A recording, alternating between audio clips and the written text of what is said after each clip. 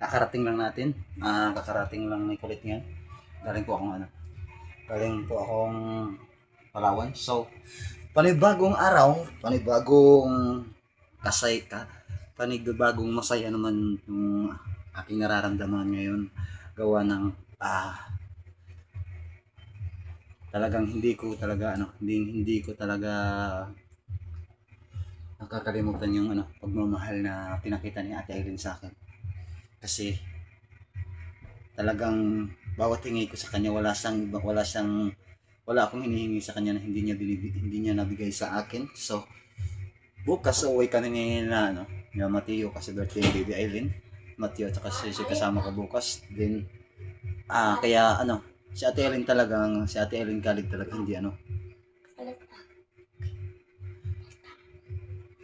si Ate Irene baga hindi niya ako tinapabayaan. Pag umalis talaga ako, hindi ako pinapaalis ni Ate Irene kapag wala akong dalang pera. So ngayon pinadalhan ako ni Ate Irene ng apat na hindi ko na sasabihin, basta medyo malaki-laki rin yung binigay sa akin ni Ate Irene. So kaya ang ginawa ko naman, bumili ako ng yung masusuot ko. So yun, ito yung bili natin. Yun, kasi wala na po akong damit. Yun, ito yung nabili natin. 2 pirasong damit. Yun. Ito. At saka itong pants. Yan. Yung bagong uso ngayon. Kasi dito sana kami uwi.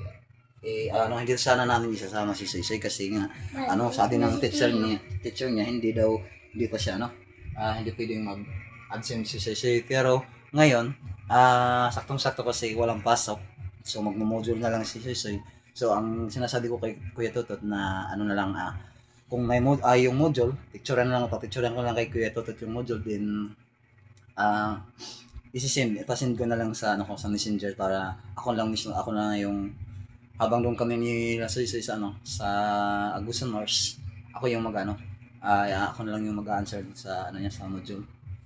Kasi papicturean ko na lang kay Kuya Totot para send sa Messenger ko, din yun ako na mag-answeran ko lang doon para turuan ko lang siya doon So kaya yun, si Ate Irene ko talaga salamat po Ate Irene, Ate Irene Kalig, lalo na po kay Kuya Kalig sa asawa niya. Maraming salamat po kasi kahit hindi niyo po ako tinaramdam niyo pa rin sa akin po yung pagmamahal bilang isang kapatid. Kaya maraming salamat sa inyo, and sana po gabayan kayo palagi ni God. Bigyan niya kayo ng malakas na pangangatawan sa araw-araw niyong pagtatrabaho dyan. Sana lagi kayong babantayan ni God araw-araw. So maraming salamat po Ate Irene sa pera na pinadala mo sa akin.